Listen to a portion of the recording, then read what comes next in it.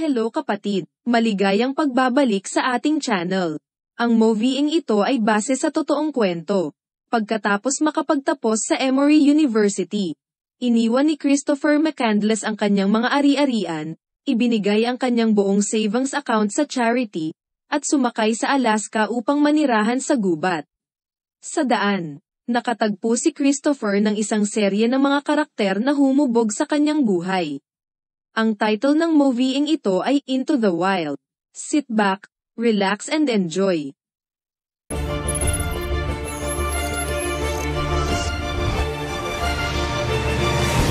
Noong Abril taong 1972,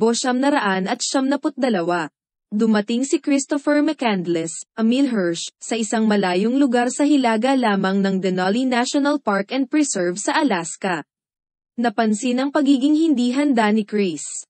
Ang estranghero na bumaba sa kanya ay nagpahiram sa kanya ng isang pares ng bota. Naglakbay si Chris sa ilang at nag-set up ng campsite sa isang inabandonang boss ng lungsod, na tinawag niyang The Magic Boss.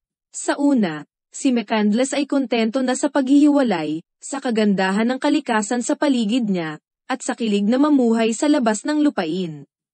Nangangaso siya gamit ang isang .22 caliber rifle, nagbabasa ng mga libro, at nag-iingat ng isang tala-arawan ng kanyang mga iniisip habang inihahanda niya ang kanyang sarili para sa isang bagong buhay sa gubat.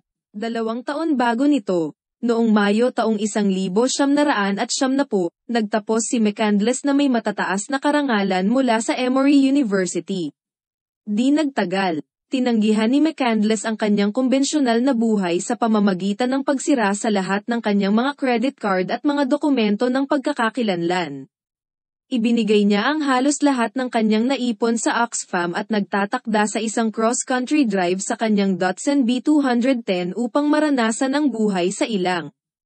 Hindi sinasabi ni McCandless sa kanyang mga magulang, sina Walt, William Hurt, at Billy McCandless, Marcia Gay Harden, o ang kanyang kapatid na si Karine, Jenna Malone, kung ano ang kanyang ginagawa o kung saan siya pupunta. Tumanggi siyang makipag-ugnayan sa kanila pagkatapos ng kanyang pag-alis, na naging dahilan upang ang kanyang mga magulang ay lalong nababalisa at kalaunan ay desperado. Sa Lake Mead, ang kotse ni McCandless ay nahuli sa isang flash flood, dahilan upang iwanan niya ito at magsimulang mag-hitchhike. Sinunog niya ang natitira sa kanyang pera at ipinapalagay ang isang bagong pangalan, Alexander Supertramp. Sa Northern California, nakatagpo ni McCandless ang mag-asawang hippie na nagngangalang John Burrs, Catherine Keener, at Rainey, Brian H. Dirker. Sinabi ni Rainey kay McCandless ang tungkol sa kanyang hindi magandang relasyon kay John, na tinutulungan ni McCandless na muling buhayin. Noong Setyembre, dumating si McCandless sa Carthage, South Dakota at nagtatrabaho sa isang contract harvesting company na pag-aari ni Wayne Westerberg, Vince Vaughn. Napilitan siyang umalis pagkatapos maaresto si Westerberg dahil sa satellite piracy. Pagkatapos ay naglalakbay si McCandless sa Colorado River at, bagamat sinabihan ng mga taga-bantay ng parke na maaaring hindi siya magkayak sa ilog nang walang lisensya, hindi pinansin ang kanilang mga babala at sumagwan pababa hanggang sa makarating siya sa Mexico. Doon, ang kanyang kayak ay nawala sa isang bagyo ng alikabok, at siya ay tumetawid pabalik sa Estados Unidos sa paglalakad. Hindi makasakay, nagsimula siyang maglakbay sa mga tren ng kargamento patungong Los Angeles. Gayunpaman, hindi nagtagal pagkatapos dumating, nagsimula siyang makaramdam ng nasira ng modernong sibilisasyon at nagpas siyang umalis. Nang maglaon, napilitan si McCandless na ipagpatuloy ang hitchhiking, matapos siyang bugbugin ng pulis ng Riles. Noong Desyembre taong 1971, dumating si McCandless sa Slab City, California, sa Imperial Valley, at muling nakatagpo sina John at Rainey.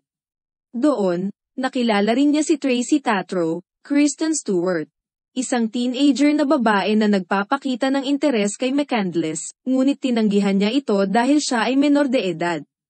Pagkatapos ng bakasyon, nagpasya si McCandless na magpatuloy sa pagpunta sa Alaska.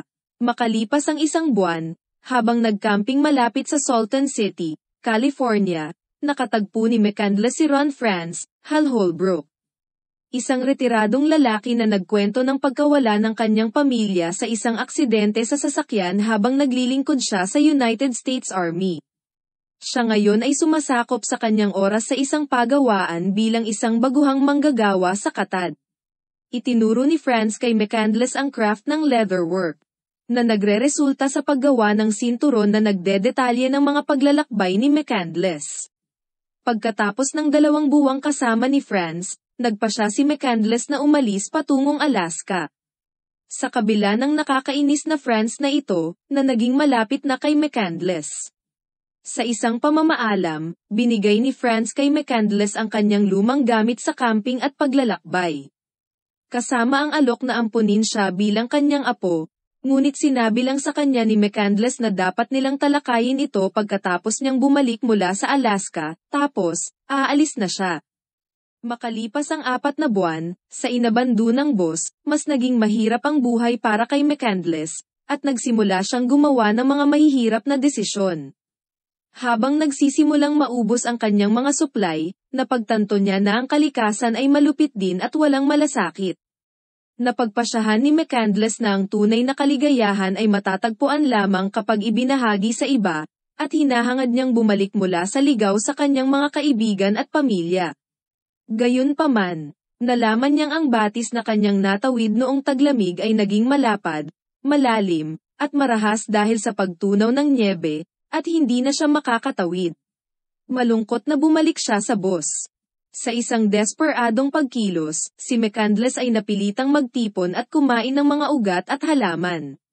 Nililito niya ang mga katulad na halaman at kumakain ng lason, na nagkakasakit bilang resulta. Dahan-daang namamatay, patuloy niyang idodokumento ang kanyang proseso ng pagsasakatuparan sa sarili at iniisip ang kanyang pamilya sa huling pagkakataon. Nagsusulat siya ng poem sa mundo at gumapang sa kanyang pantulog para mamatay. Pagkalipas ng 2 linggo, natagpuan ang kanyang bangkay ng mga mangangaso ng moose. Ilang sandali pa, bumalik si Carr Innes sa Virginia dala ang abo ng kanyang kapatid sa kanyang backpack.